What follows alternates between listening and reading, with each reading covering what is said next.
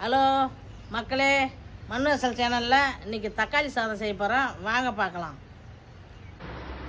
கடலை எண்ணெய் 150 மில்லி போட்டுக்கிறோம். அப்புறம் நெய் போட்டு தாளிப்பேன்.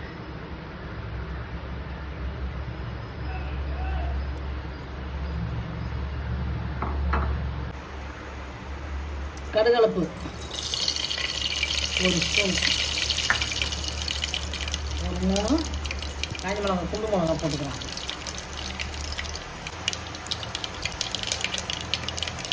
ஒரு ஸ்பூனு கடலைப்பருப்பு, ஒரு ஸ்பூனு ஜீரகம், 3 பச்சை மிளகாய், கருவேப்பிலை,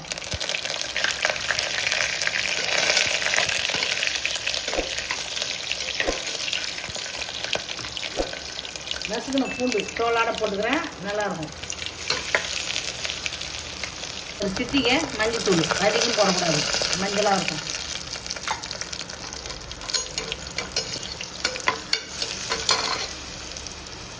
நறுக்கி வச்ச பெரிய வெங்காயம், ஒரு வெங்காயம்,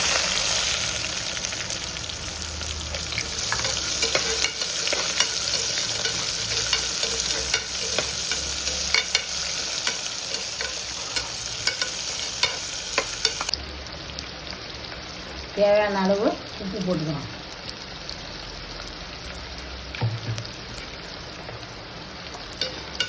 உப்பு பத்தனாலும் பார்த்து போட்டுக்கலாம். வெங்காயம்லாம் வதங்கிறதுக்காக போட்டுக்கலாம். நல்லா செவந்துட்டு தக்காளி, 2 தக்காளி, பெரிய தக்காளி,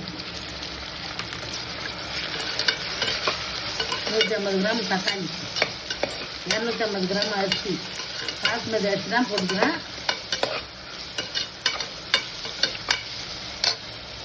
மிளகாத்தூள், தனி மிளகாத்தூள் கொஞ்சம் போட்டுக்கலாம்.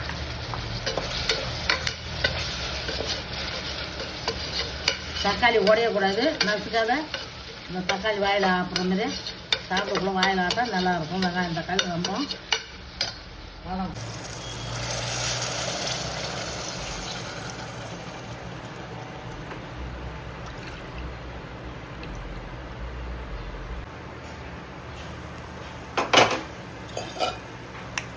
அரிசியை ஊற வச்சு கழுவி வச்சுருக்கிறேன். 10 நிமிஷம் முன்னாடியே ஊற வச்சுட்டேன்.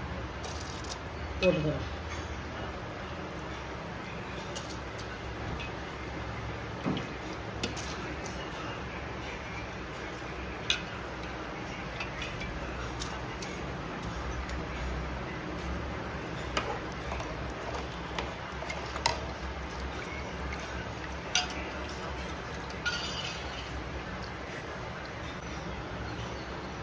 நம்ம எதால் ஒரு அளவு அரிசி போடுறோமோ, எந்த பாத்திரத்தில் போடுறோமோ அதால் 1.25 அளவு தான் தண்ணி ஊற்றணும்.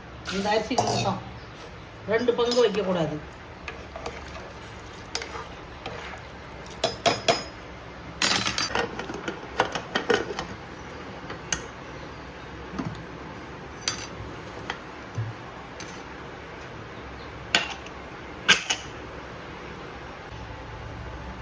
இப்போ அரிசியை போட்டு 2 விசில் வந்துடுது.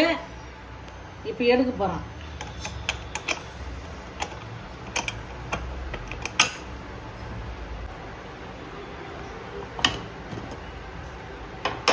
தக்காளி சாதம் சூப்பராக ஆகி போச்சு. அட்டகாசமாக இருக்குது.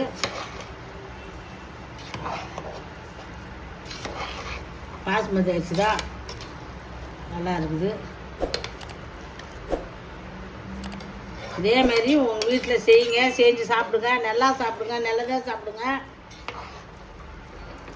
எங்கள் சேனலுக்கு, மண்ணு அசல் சேனலுக்கு சப்ஸ்கிரைப் பண்ணுங்கள், பெல் பட்டன் அழுத்துங்க, கமெண்ட் பண்ணுங்கள். எங்களுக்கு முழு ஆதரவும் கொடுங்க. நெய் போட்டுக்கிறேன்.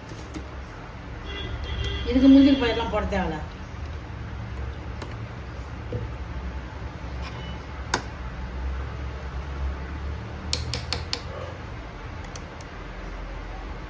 நெய் போட்டுக்கினா நல்லாயிருக்கும். முந்திரி பயிரில் இதுக்கு போட தேவை.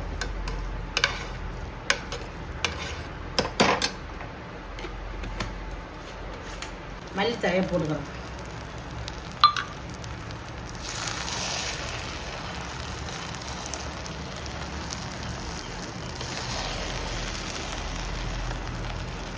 சின்ன சேனலுக்கு எதாக இருந்தாலும் அது கொஞ்சம் ஆதரவு கொடுங்க. உங்கள் பொண்ணான கையை கொண்டு அந்த பெல்லில் தட்டிடுங்க. அவங்களுக்கு சப்ஸ்கிரைபர் 5-10 ஏறுனா அவங்க மனசு சந்தோஷப்படும். அவங்க வீடியோவும் பாருங்கள்.